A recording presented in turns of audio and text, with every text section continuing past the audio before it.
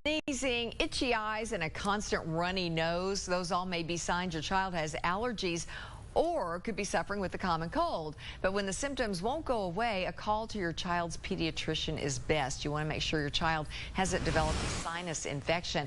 With us to talk more about that is Dr. Redman, ER Director at Children's Hospital. Good to see you today. Thanks. We do want to avoid that infection. So first of all, let's talk about the difference between a common cold and an infection.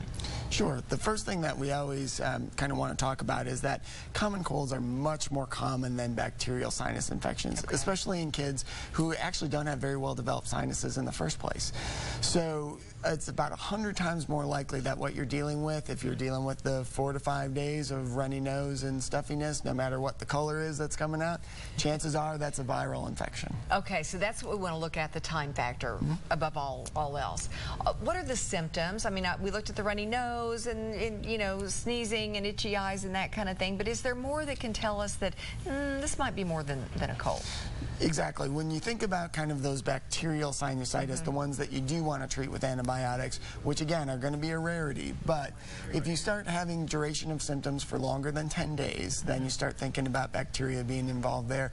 Or if you're kind of getting better and then suddenly get worse again further on in the illness, then you think about a bacterial secondary infection. Okay, and I know this is true, this is so true, that it's the human condition. When you go to the doctor, you want to take away something, i.e. a prescription. But we know that antibiotics have often been overused.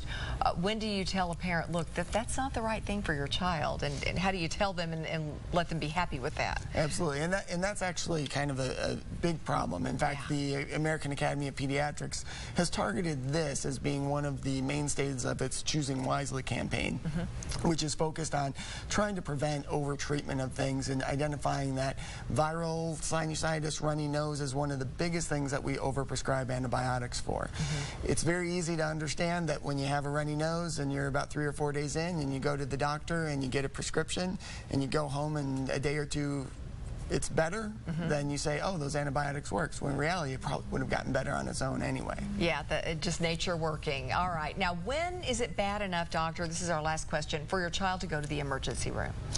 Anytime that there's an extremely high fever, over 104 degrees, they're ill appearing, won't play, or certainly any trouble breathing, those are the big hallmarks of when to come see us. Just pay close attention. All right, doctor, as always, good to see you. Thank you. Thank you so much. Hope that cleared things up for all of you parents. And if you have a question about your child's health, just email me at ltucker@wate.com. And be sure to tune in every Thursday here on 6 News at 5:30 to see if we use your question on the air.